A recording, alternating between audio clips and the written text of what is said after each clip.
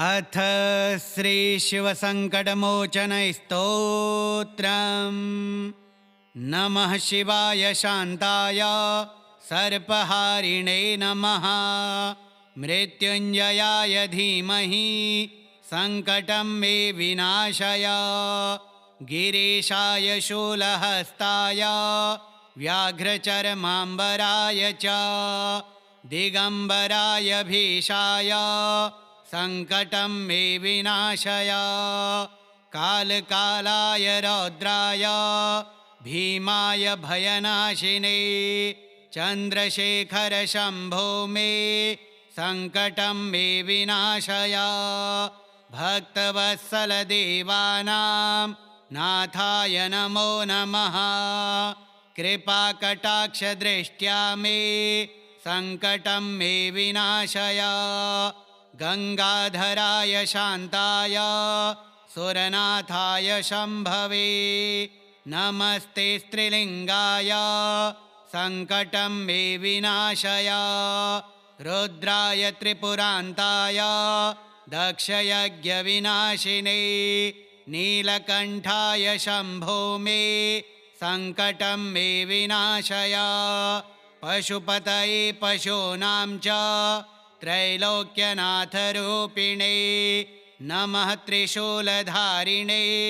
सङ्कटं मे विनाशय। नीलकण्ठमहाकाल प्रलयानलरूपिणे कपालमालिकाय सङ्कटं मे विनाशय। उमापतिं महादेवं सर्वसाक्षिणमव्ययम् अनाथनाथनाथाय सङ्कटं मे विनाशय। अघोररूपघोराय नमो जटाजूटाय ते नीलजलधरश्याम सङ्कटं मे विनाशय। सदाशिवाय शर्वाय भवाय भवनाशिने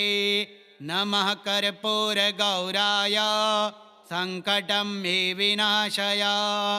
दिगम्बराय भीमाय ध्यानसिन्धो नमो नमः। योगाधिपाय योगाय सङ्कटं मे विनाशय। मृत्युञ्जयाय रुद्राय त्र्यम्बकाय नमो नमः। सुरेश्वराय देवाय सङ्कटं मे विनाशय। एकाक्षराय रूपाय ब्रह्मस्वरूपिणे नमः। वेदवेद्याय योगीनां सङ्कटं मे विनाशय। नत्वा शिवं महादेवं त्रिकालज्ञं सनातनं स्तोत्रमेतत्पठेन्नित्यं सङ्कटं न हि विद्यते। यः पठेत् श्रद्धया युक्तो भक्तिमुक्तिं लभेन्नरः। दुर्निवारं विपत्तिं च न जहाति शिवं सदा। नारी वा यदि वा पुंसो बालो वृद्धो निराश्रयः पठत्येतन्मनः शुद्ध्यै सङ्कटं तस्य नश्यति। इत्थं स्तोत्रं महेशस्य सङ्कटं हन्ति निश्चितं। शिवकृपात् सदा तत्र जहापाठ्यं तदस्तु मे। नमः शिवाय शान्ताय सर्पहारिणे नमः। मृत्युञ्जयाय धीमहि सङ्कटं मे विनाशय। गिरीशाय शूलहस्ताय व्याघ्रचर्माम्बराय च दिगम्बराय भीषाय सङ्कटं मे विनाशय। कालकालाय रौद्राय भीमाय भयनाशिने चन्द्रशेखर शम्भो मे सङ्कटं मे विनाशय। भक्तवत्सल देवानां नाथाय नमो नमः। कृपाकटाक्षदृष्ट्या मे सङ्कटं मे विनाशय। गंगाधराय शान्ताय सुरनाथाय शम्भवे नमस्ते स्त्रीलिङ्गाय सङ्कटं मे विनाशय। रुद्राय त्रिपुरान्ताय दक्षयज्ञविनाशिने नीलकण्ठाय शम्भो मे सङ्कटं मे विनाशय पशुपतये पशूनां च त्रैलोक्यनाथरूपिणे नमः त्रिशूलधारिणे सङ्कटं मे विनाशय नीलकण्ठमहाकाल प्रलयानलरूपिणे कपालमालिकाय सङ्कटं मे विनाशय उमापतिं महादेवं सर्वसाक्षिणमव्ययम् अनाथनाथनाथाय सङ्कटं मे विनाशय अघोररूपघोराय नमो जटाजूटाय ते नीलजलधरश्याम सङ्कटं मे विनाशय सदाशिवाय शर्वाय भवाय भवनाशिने नमः कर्पूरगौराय सङ्कटं मे विनाशय दिगम्बराय भीमाय ध्यानसिन्धो नमो नमः योगाधिपाय योगाय सङ्कटं मे विनाशय मृत्युञ्जयाय रुद्राय त्र्यम्बकाय नमो नमः सुरेश्वराय देवाय सङ्कटं मे विनाशय एकाक्षराय रूपाय ब्रह्मस्वरूपिणे नमः वेदवेद्याय योगीनां सङ्कटं मे विनाशय नत्वा शिवं महादेवं त्रिकालज्ञं सनातनं स्तोत्रमेतत्पठेन्नित्यं सङ्कटं न हि विद्यते यः पठे श्रद्धया युक्तो भक्तिमुक्तिं लभेन्नरः दुर्निवारं विपत्तिं च न जहाति शिवं सदा नारी वा यदि वा पुंसो बालो वृद्धो निराश्रयः पठत्येतन्मनः शुद्ध्यै सङ्कटं तस्य नश्यति इत्थं स्तोत्रं महेशस्य सङ्कटं हन्ति निश्चितं शिवकृपात् सदा तत्र जहापाठ्यं तदस्तु मे नमः शिवाय शान्ताय सर्पहारिणे नमः मृत्युञ्जयाय धीमहि सङ्कटं मे विनाशय गिरीशाय शूलहस्ताय व्याघ्रचर्माम्बराय च दिगम्बराय भीषाय सङ्कटं मे विनाशय कालकालाय रौद्राय भीमाय भयनाशिने चन्द्रशेखर शम्भो मे सङ्कटं मे विनाशय भक्तवत्सलदेवानां नाथाय नमो नमः कृपाकटाक्षदृष्ट्या मे सङ्कटं मे विनाशय गङ्गाधराय शान्ताय सुरनाथाय शम्भवे नमस्ते स्त्रीलिङ्गाय सङ्कटं मे विनाशय रुद्राय त्रिपुरान्ताय दक्षयज्ञविनाशिने नीलकण्ठाय शम्भो मे सङ्कटं मे विनाशय पशुपतये पशूनां च त्रैलोक्यनाथरूपिणे नमः त्रिशूलधारिणे सङ्कटं मे विनाशय नीलकण्ठमहाकाल प्रलयानलरूपिणे कपालमालिकाय सङ्कटं मे विनाशय उमापतिं महादेवं सर्वसाक्षिणमव्ययम् अनाथनाथनाथाय सङ्कटं मे विनाशय अघोररूपघोराय नमो जटाजूटाय ते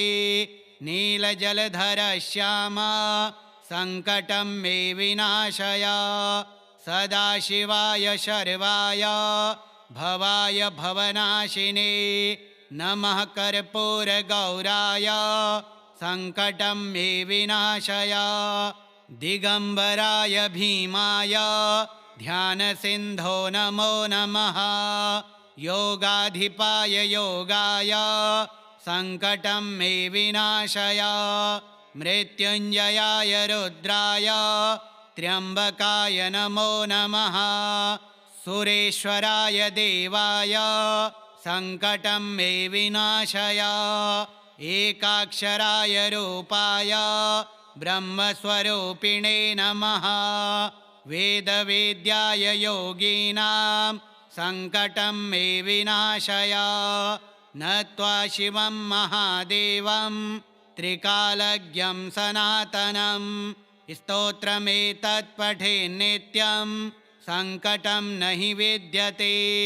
यः पठे श्रद्धया युक्तो भक्तिमुक्तिं लभेन्नरः दुर्निवारं विपत्तिं च न जहाति शिवं सदा नारी वा यदि वा पुंसो बालो वृद्धो निराश्रयः पठत्येतन्मनः शुद्ध्यै सङ्कटं तस्य नश्यति इत्थं स्तोत्रं महेशस्य सङ्कटं हन्ति निश्चितं शिवकृपात् सदा तत्र जहापाठ्यं तदस्तु मे नमः शिवाय शान्ताय सर्पहारिणे नमः मृत्युञ्जयाय धीमहि सङ्कटं मे विनाशय गिरीशाय शूलहस्ताय व्याघ्रचर्माम्बराय च दिगम्बराय भीषाय सङ्कटं मे विनाशय कालकालाय रौद्राय भीमाय भयनाशिने चन्द्रशेखर शम्भो मे सङ्कटं मे विनाशय भक्तवत्सल देवानां नाथाय नमो नमः कृपाकटाक्षदृष्ट्या मे सङ्कटं मे विनाशय गङ्गाधराय शान्ताय सुरनाथाय शम्भवे नमस्ते स्त्रीलिङ्गाय सङ्कटं मे विनाशय रुद्राय त्रिपुरान्ताय दक्षयज्ञविनाशिने नीलकण्ठाय शम्भो मे सङ्कटं मे विनाशय पशुपतये पशूनां च त्रैलोक्यनाथरूपिणे नमः त्रिशूलधारिणे सङ्कटं मे विनाशय नीलकण्ठमहाकाल प्रलयानलरूपिणे कपालमालिकाय सङ्कटं मे विनाशय उमापतिं महादेवं सर्वसाक्षिणमव्ययम् अनाथनाथनाथाय सङ्कटं मे विनाशय अघोररूपघोराय नमो जटाजूटाय ते नीलजलधरश्याम सङ्कटं मे विनाशय सदाशिवाय शर्वाय भवाय भवनाशिने नमः कर्पूरगौराय सङ्कटं मे विनाशय दिगम्बराय भीमाय ध्यानसिन्धो नमो नमः योगाधिपाय योगाय सङ्कटं मे विनाशय मृत्युञ्जयाय रुद्राय त्र्यम्बकाय नमो नमः सुरेश्वराय देवाय सङ्कटं मे विनाशय एकाक्षराय रूपाय ब्रह्मस्वरूपिणे नमः वेदवेद्याय योगीनां सङ्कटं मे विनाशय नत्वा शिवं महादेवं त्रिकालज्ञं सनातनं स्तोत्रमेतत्पठेन्नित्यं सङ्कटं न हि विद्यते यः पठे श्रद्धया युक्तो भक्तिमुक्तिं लभेन्नरः दुर्निवारं विपत्तिं च न जहाति शिवं सदा नारी वा यदि वा पुंसो बालो वृद्धो निराश्रयः पठत्येतन्मनः शुद्ध्यै सङ्कटं तस्य नश्यति इत्थं स्तोत्रं महेशस्य सङ्कटं हन्ति निश्चितं शिवकृपात् सदा तत्र जहापाठ्यं तदस्तु मे नमः शिवाय शान्ताय सर्पहारिणे नमः मृत्युञ्जयाय धीमहि सङ्कटं मे विनाशय गिरीशाय शूलहस्ताय व्याघ्रचर्माम्बराय च दिगम्बराय भीषाय सङ्कटं मे विनाशय कालकालाय रौद्राय भीमाय भयनाशिने चन्द्रशेखर शम्भो मे सङ्कटं मे विनाशय भक्तवत्सल देवानां नाथाय नमो नमः कृपाकटाक्षदृष्ट्या मे सङ्कटं मे विनाशय गङ्गाधराय शान्ताय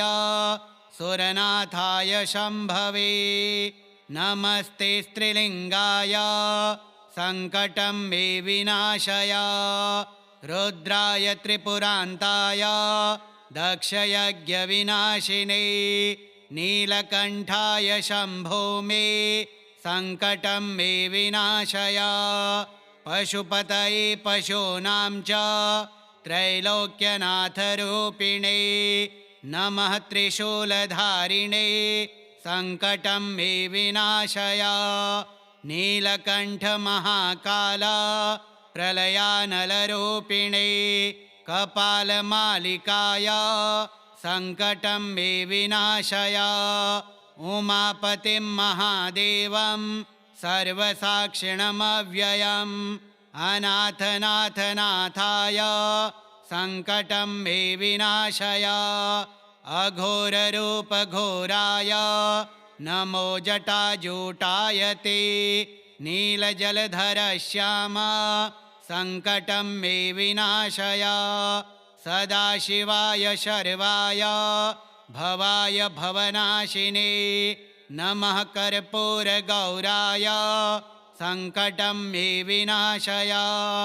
दिगम्बराय भीमाय ध्यानसिन्धो नमो नमः योगाधिपाय योगाय सङ्कटं मे विनाशय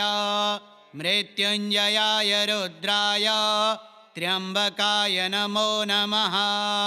सुरेश्वराय देवाय सङ्कटं मे विनाशय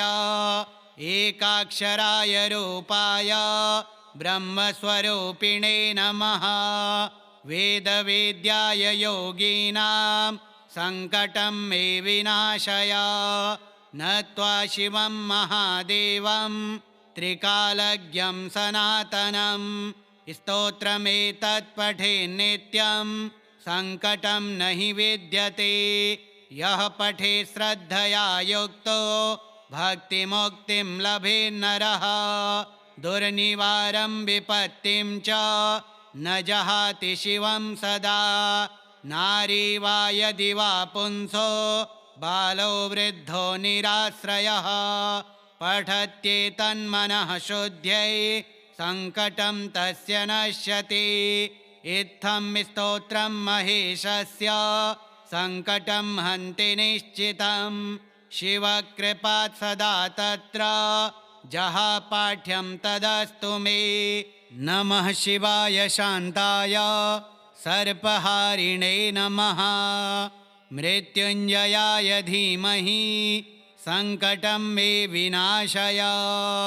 गिरीशाय शूलहस्ताय व्याघ्रचर्माम्बराय च दिगम्बराय भीषाय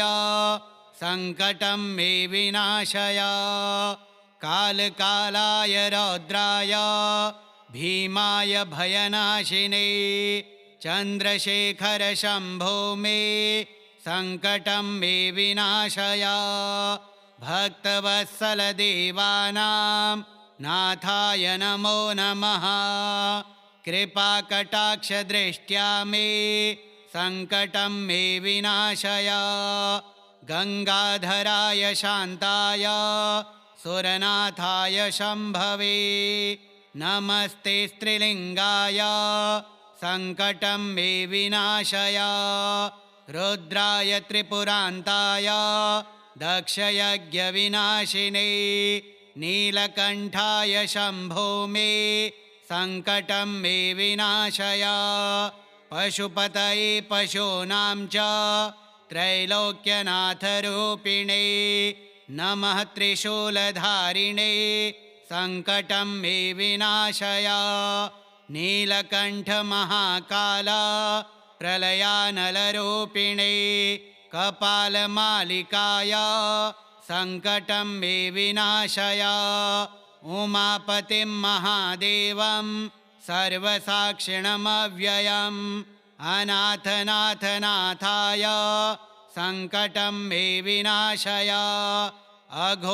अघोररूपघोराय नमो जटाजूटाय ते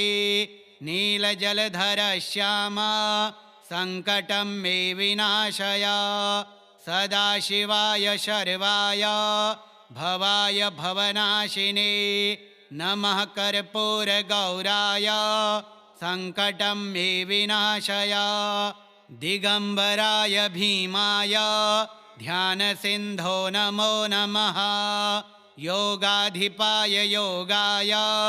सङ्कटं मे विनाशय मृत्युञ्जयाय रुद्राय त्र्यम्बकाय नमो नमः सुरेश्वराय देवाय सङ्कटं मे विनाशय एकाक्षराय रूपाय ब्रह्मस्वरूपिणे नमः वेदवेद्याय योगीनां सङ्कटं मे विनाशय नत्वा शिवं महादेवं त्रिकालज्ञं सनातनं स्तोत्रमेतत्पठेन्नित्यं सङ्कटं न हि विद्यते यः पठे श्रद्धया युक्तो भक्तिमुक्तिं लभेन्नरः दुर्निवारं विपत्तिं च न जहाति शिवं सदा नारी वा यदि वा पुंसो बालो वृद्धो निराश्रयः पठत्येतन्मनः शुद्ध्यै सङ्कटं तस्य नश्यति इत्थं स्तोत्रं महेशस्य सङ्कटं हन्ति निश्चितं शिवकृपात् सदा तत्र जहापाठ्यं तदस्तु मे नमः शिवाय शान्ताय सर्पहारिणे नमः मृत्युञ्जयाय धीमहि सङ्कटं मे विनाशय गिरीशाय शूलहस्ताय व्याघ्रचर्माम्बराय च दिगम्बराय भीषाय सङ्कटं मे विनाशय कालकालाय रौद्राय भीमाय भयनाशिने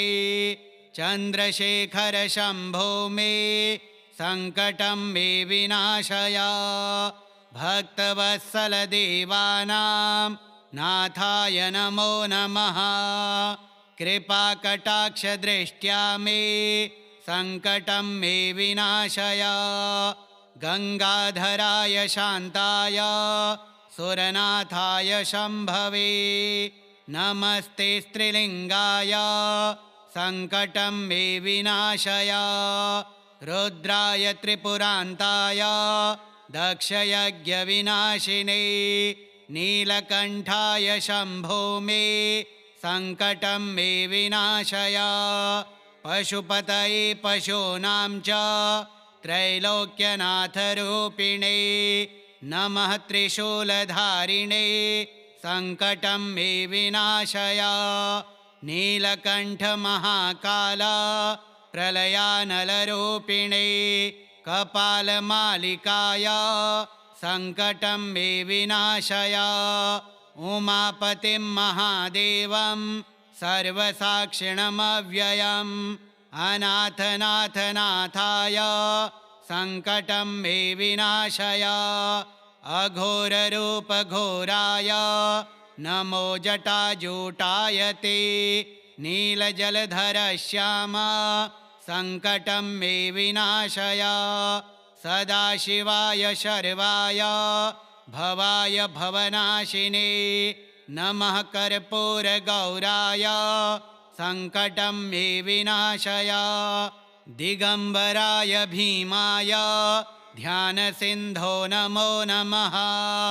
योगाधिपाय योगाय सङ्कटं मे विनाशय मृत्युञ्जयाय रुद्राय त्र्यम्बकाय नमो नमः सुरेश्वराय देवाय सङ्कटं मे विनाशय एकाक्षराय रूपाय ब्रह्मस्वरूपिणे नमः वेदवेद्याय योगीनां सङ्कटं मे विनाशय नत्वा शिवं महादेवं त्रिकालज्ञं सनातनं स्तोत्रमेतत्पठेन्नित्यं सङ्कटं न हि विद्यते यः पठे श्रद्धया युक्तो भक्तिमुक्तिं लभेन्नरः दुर्निवारं विपत्तिं च न जहाति शिवं सदा नारी वा यदि वा पुंसो बालो वृद्धो निराश्रयः पठत्येतन्मनः शुद्ध्यै सङ्कटं तस्य नश्यति इत्थं स्तोत्रं महेशस्य सङ्कटं हन्ति निश्चितं शिवकृपात् सदा तत्र जहापाठ्यं तदस्तु मे नमः शिवाय शान्ताय सर्पहारिणे नमः मृत्युञ्जयाय धीमहि सङ्कटं मे विनाशय गिरीशाय शूलहस्ताय व्याघ्रचर्माम्बराय च दिगम्बराय भीषाय सङ्कटं मे विनाशय कालकालाय रौद्राय भीमाय भयनाशिने चन्द्रशेखर शम्भो मे सङ्कटं मे विनाशय भक्तवत्सलदेवानां नाथाय नमो नमः कृपाकटाक्षदृष्ट्या मे सङ्कटं मे विनाशय गङ्गाधराय शान्ताय सुरनाथाय शम्भवे नमस्ते स्त्रीलिङ्गाय सङ्कटं मे विनाशय रुद्राय त्रिपुरान्ताय दक्षयज्ञविनाशिने नीलकण्ठाय शम्भो मे सङ्कटं मे विनाशय पशुपतये पशूनां च त्रैलोक्यनाथरूपिणे नमः त्रिशूलधारिणे सङ्कटं मे विनाशय नीलकण्ठमहाकाल प्रलयानलरूपिणे कपालमालिकाय सङ्कटं मे विनाशय उमापतिं महादेवं सर्वसाक्षिणमव्ययम् अनाथनाथनाथाय सङ्कटं मे विनाशय अघोररूपघोराय नमो जटाजूटाय ते नीलजलधरश्यामा सङ्कटं मे विनाशय सदाशिवाय शर्वाय भवाय भवनाशिने नमः कर्पूरगौराय सङ्कटं मे विनाशय दिगम्बराय भीमाय ध्यानसिन्धो नमो नमः योगाधिपाय योगाय सङ्कटं मे विनाशय मृत्युञ्जयाय रुद्राय त्र्यम्बकाय नमो नमः सुरेश्वराय देवाय सङ्कटं मे विनाशय एकाक्षराय रूपाय ब्रह्मस्वरूपिणे नमः वेदवेद्याय योगीनां सङ्कटं मे विनाशय नत्वा शिवं महादेवं त्रिकालज्ञं सनातनं स्तोत्रमेतत्पठेन्नित्यं सङ्कटं न हि विद्यते यः पठे श्रद्धया युक्तो भक्तिमुक्तिं लभेन्नरः दुर्निवारं विपत्तिं च न जहाति शिवं सदा नारी वा यदि वा पुंसो बालो वृद्धो निराश्रयः पठत्येतन्मनः शुद्ध्यै संकटं तस्य नश्यति इत्थं स्तोत्रं महेशस्य संकटं हन्ति निश्चितं शिवकृपात् सदा तत्र जहापाठ्यं तदस्तु मे नमः शिवाय शान्ताय सर्पहारिणे नमः मृत्युञ्जयाय धीमहि संकटं मे विनाशय गिरीशाय शूलहस्ताय व्याघ्रचर्माम्बराय च दिगम्बराय भीषाय संकटं मे विनाशय कालकालाय रौद्राय भीमाय भयनाशिने चन्द्रशेखर शम्भो मे संकटं मे विनाशय भक्तवत्सल देवानां नाथाय नमो नमः कृपाकटाक्षदृष्ट्या मे संकटं मे विनाशय गंगाधराय शान्ताय सुरनाथाय शम्भवे नमस्ते स्त्रीलिंगाय संकटं मे विनाशय रुद्राय त्रिपुरान्ताय दक्षयज्ञविनाशिने नीलकण्ठाय शम्भो मे संकटं मे विनाशय पशुपतये पशूनां च त्रैलोक्यनाथरूपिणे नमः त्रिशूलधारिणे संकटं मे विनाशय नीलकण्ठ महाकाल प्रलयानलरूपिणे कपालमालिकाय संकटं मे विनाशय उमापतिं महादेवं सर्वसाक्षिणमव्ययम् अनाथनाथनाथाय संकटं मे विनाशय अघोररूपघोराय नमो जटाजूटाय ते नीलजलधरश्याम संकटं मे विनाशय सदाशिवाय शर्वाय भवाय भवनाशिने नमः कर्पूरगौराय संकटं मे विनाशय दिगंबराय भीमाय ध्यानसिन्धो नमो नमः योगाधिपाय योगाय संकटं मे विनाशय मृत्युञ्जयाय रुद्राय त्र्यम्बकाय नमो नमः सुरेश्वराय देवाय संकटं मे विनाशय एकाक्षराय रूपाय ब्रह्मस्वरूपिणे नमः वेदवेद्याय योगिनां संकटं मे विनाशय नत्वा शिवं महादेवं त्रिकालज्ञं सनातनं स्तोत्रमेतत्पठेन्नित्यं संकटं न हि विद्यते यः पठे श्रद्धया युक्तो भक्तिमुक्तिं लभेन्नरः दुर्निवारं विपत्तिं च न जहाति शिवं सदा नारी वा यदि वा पुंसो बालो वृद्धो निराश्रयः पठत्येतन्मनः शुद्ध्यै संकटं तस्य नश्यति इत्थं स्तोत्रं महेशस्य संकटं हन्ति निश्चितं शिवकृपात् सदा तत्र जहापाठ्यं तदस्तु मे श्रीशिवपुराणे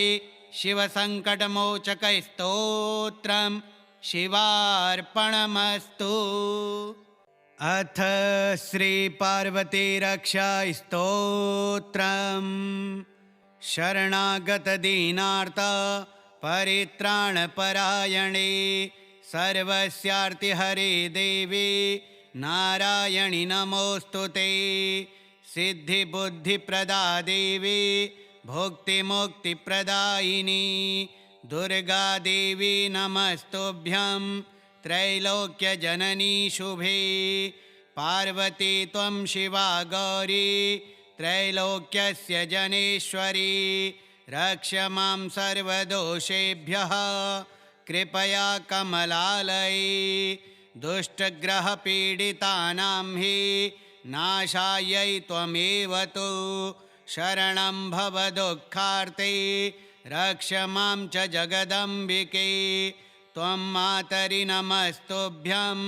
नमस्ते करुणालये त्वया विना न मे जन्म सुखं न शान्तिरेव च चण्डिके चामुण्डे देवी कालरात्रिस्वरूपिणी शत्रुहन्ता भयत्राता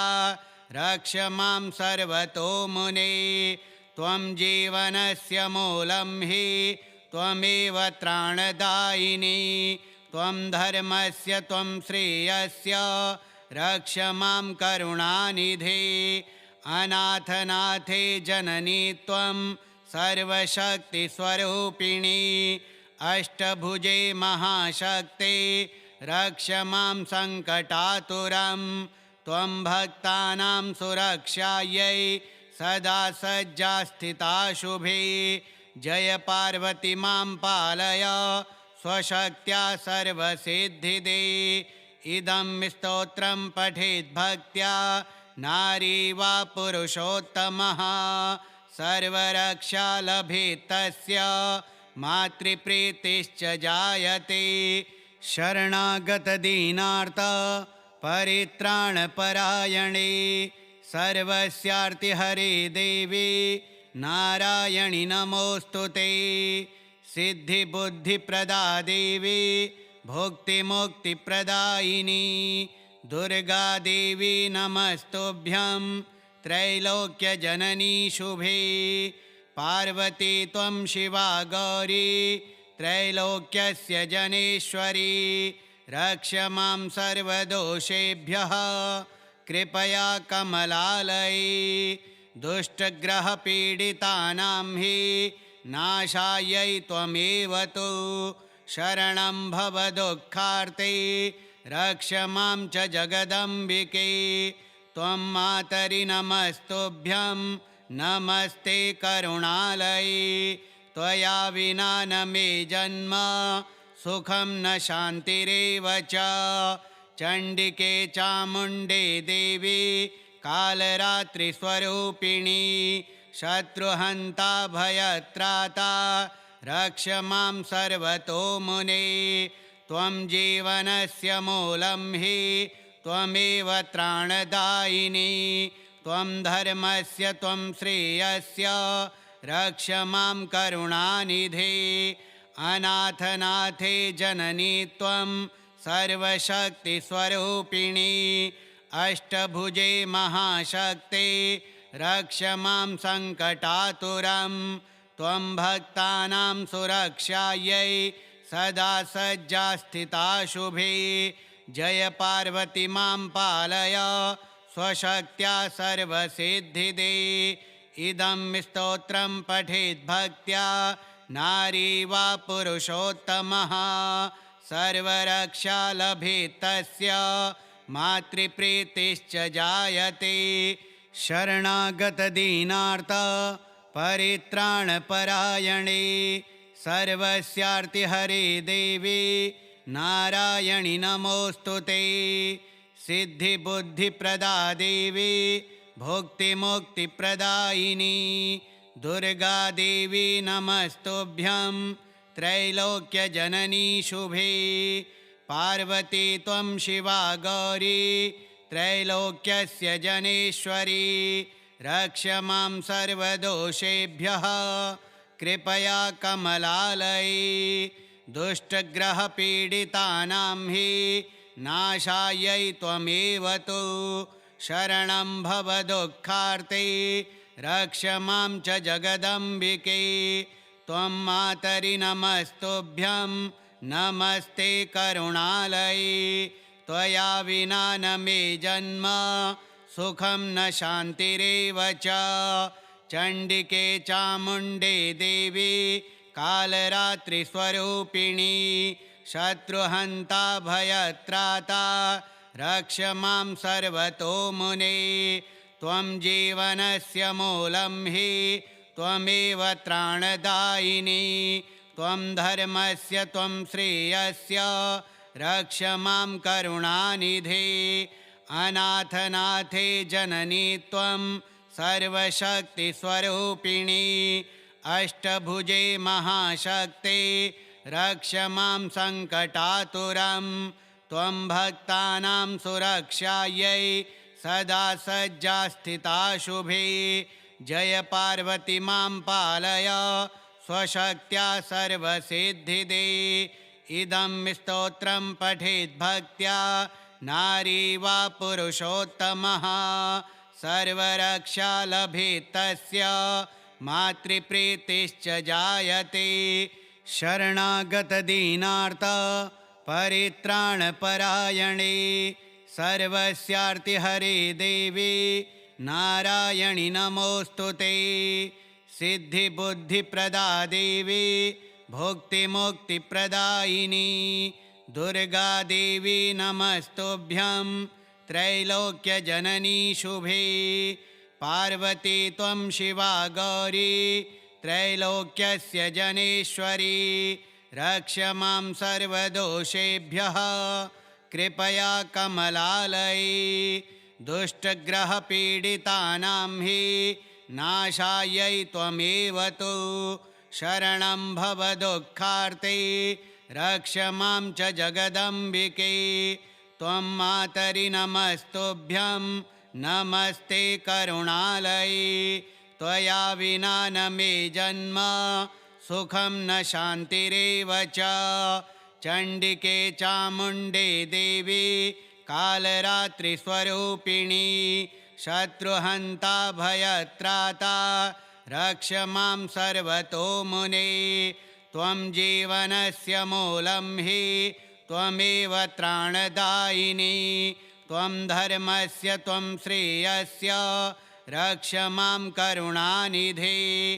अनाथनाथे जननी त्वं सर्वशक्तिस्वरूपिणी अष्टभुजे महाशक्ते रक्ष मां सङ्कटातुरं त्वं भक्तानां सुरक्षायै सदा सज्जा स्थिता शुभे जय पार्वती मां पालय स्वशक्त्या सर्वसिद्धिदे इदं स्तोत्रं पठेत् भक्त्या नारी वा पुरुषोत्तमः सर्वरक्षा लभेत् तस्य मातृप्रीतिश्च जायते शरणागतदीनार्थ परित्राणपरायणे सर्वस्यार्तिहरे देवी नारायणि नमोऽस्तुते सिद्धिबुद्धिप्रदा देवी भुक्तिमुक्तिप्रदायिनी दुर्गा देवी नमस्तुभ्यं त्रैलोक्यजननी शुभे पार्वती त्वं शिवा गौरी त्रैलोक्यस्य जनेश्वरी रक्ष मां सर्वदोषेभ्यः कृपया कमलालये दुष्टग्रहपीडितानां हि नाशायै त्वमेव तु शरणं भव दुःखार्ते रक्ष मां च जगदम्बिके त्वं मातरि नमस्तुभ्यं नमस्ते करुणालये त्वया विना न मे जन्म सुखं न शान्तिरेव च चण्डिके चामुण्डे देवी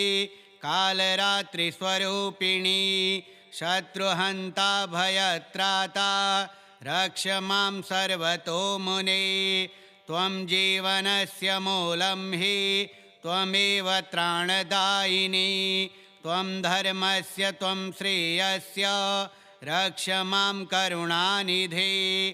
अनाथनाथे जननी त्वं सर्वशक्तिस्वरूपिणी अष्टभुजे महाशक्ते रक्ष मां सङ्कटातुरं त्वं भक्तानां सुरक्षायै सदा सज्जा स्थिता शुभे जय पार्वती मां पालय स्वशक्त्या सर्वसिद्धिदे इदं स्तोत्रं पठेत् भक्त्या नारी वा पुरुषोत्तमः सर्वरक्षा लभेत् तस्य मातृप्रीतिश्च जायते। शरणागतदीनार्थ परित्राणपरायणे सर्वस्यार्तिहरे देवी नारायणि नमोऽस्तु ते। सिद्धिबुद्धिप्रदा देवी भुक्तिमुक्तिप्रदायिनी दुर्गा देवी नमस्तुभ्यं त्रैलोक्यजननी शुभे। पार्वती त्वं शिवा गौरी त्रैलोक्यस्य जनेश्वरी रक्ष मां सर्वदोषेभ्यः कृपया कमलालये। दुष्टग्रहपीडितानां हि नाशायै त्वमेव तु शरणं भव दुःखार्ते रक्ष मां च जगदम्बिके। त्वं मातरि नमस्तुभ्यं नमस्ते करुणालये। त्वया विना न मे जन्म सुखं न शान्तिरेव च। चण्डिके चामुण्डे देवी कालरात्रिस्वरूपिणी शत्रुहन्ता भयत्राता रक्ष मां सर्वतो मुने। त्वं जीवनस्य मूलं हि त्वमेव त्राणदायिनी त्वं धर्मस्य त्वं श्रेयस्य रक्ष मां करुणानिधे। अनाथनाथे जननी त्वं सर्वशक्तिस्वरूपिणी अष्टभुजे महाशक्ते रक्ष मां सङ्कटातुरं। त्वं भक्तानां सुरक्षायै सदा सज्जा स्थिता शुभे। जय पार्वती मां पालय स्वशक्त्या सर्वसिद्धिदे। इदं स्तोत्रं पठेत् भक्त्या नारी वा पुरुषोत्तमः सर्वरक्षा लभेत् तस्य मातृप्रीतिश्च जायते। शरणागतदीनार्थ परित्राणपरायणे सर्वस्यार्तिहरे देवी नारायणि नमोऽस्तु ते। सिद्धिबुद्धिप्रदा देवी भुक्तिमुक्तिप्रदायिनी दुर्गा देवी नमस्तुभ्यं त्रैलोक्यजननी शुभे। पार्वती त्वं शिवा गौरी त्रैलोक्यस्य जनेश्वरी रक्ष मां सर्वदोषेभ्यः कृपया कमलालये। दुष्टग्रहपीडितानां हि नाशायै त्वमेव तु शरणं भव दुःखार्ते रक्ष मां च जगदम्बिके। त्वं मातरि नमस्तुभ्यं नमस्ते करुणालये। त्वया विना न मे जन्म सुखं न शान्तिरेव च। चण्डिके चामुण्डे देवी कालरात्रिस्वरूपिणी शत्रुहन्ता भयत्राता रक्ष मां सर्वतो मुने। त्वं जीवनस्य मूलं हि त्वमेव त्राणदायिनी त्वं धर्मस्य त्वं श्रेयस्य रक्ष मां करुणानिधे। अनाथनाथे जननी त्वं सर्वशक्तिस्वरूपिणी अष्टभुजे महाशक्ते रक्ष मां सङ्कटातुरं। त्वं भक्तानां सुरक्षायै सदा सज्जा स्थिता शुभे। जय पार्वती मां पालय स्वशक्त्या सर्वसिद्धिदे। इदं स्तोत्रं पठेत् भक्त्या नारी वा पुरुषोत्तमः सर्वरक्षा लभेत् तस्य मातृप्रीतिश्च जायते। शरणागतदीनार्थ परित्राणपरायणे सर्वस्यार्तिहरे देवी नारायणि नमोऽस्तु ते। सिद्धिबुद्धिप्रदा देवी भुक्तिमुक्तिप्रदायिनी दुर्गा देवी नमस्तुभ्यं त्रैलोक्यजननी शुभे। पार्वती त्वं शिवा गौरी त्रैलोक्यस्य जनेश्वरी रक्ष मां सर्वदोषेभ्यः कृपया कमलालये दुष्टग्रहपीडितानां हि नाशायै त्वमेव तु शरणं भव दुःखार्ते रक्ष मां च जगदम्बिके त्वं मातरि नमस्तुभ्यं नमस्ते करुणालये त्वया विना न मे जन्म सुखं न शान्तिरेव च चण्डिके चामुण्डे देवी कालरात्रिस्वरूपिणी शत्रुहन्ता भयत्राता रक्ष मां सर्वतो मुने त्वं जीवनस्य मूलं हि त्वमेव त्राणदायिनी त्वं धर्मस्य त्वं श्रेयस्य रक्ष मां करुणानिधे अनाथनाथे जननी त्वं सर्वशक्तिस्वरूपिणी अष्टभुजे महाशक्ते रक्ष मां सङ्कटातुरं त्वं भक्तानां सुरक्षायै सदा सज्जा स्थिता शुभे जय पार्वती मां पालय स्वशक्त्या सर्वसिद्धिदे इदं स्तोत्रं पठेत् भक्त्या नारी वा पुरुषोत्तमः सर्वरक्षा लभेत् तस्य मातृप्रीतिश्च जायते शरणागतदीनार्त परित्राणपरायणे सर्वस्यार्तिहरे देवी नारायणि नमोऽस्तु ते सिद्धिबुद्धिप्रदा देवी भुक्तिमुक्तिप्रदायिनी दुर्गा देवी नमस्तुभ्यं त्रैलोक्यजननी शुभे पार्वती त्वं शिवा गौरी त्रैलोक्यस्य जनेश्वरी रक्ष मां सर्वदोषेभ्यः कृपया कमलालये दुष्टग्रहपीडितानां हि नाशायै त्वमेव तु शरणं भव दुःखार्ते रक्ष मां च जगदम्बिके त्वं मातरि नमस्तुभ्यं नमस्ते करुणालये त्वया विना न मे जन्म सुखं न शान्तिरेव च चण्डिके चामुण्डे देवी कालरात्रिस्वरूपिणी शत्रुहन्ता भयत्राता रक्ष मां सर्वतो मुने त्वं जीवनस्य मूलं हि त्वमेव त्राणदायिनी त्वं धर्मस्य त्वं श्रेयस्य रक्ष मां करुणानिधे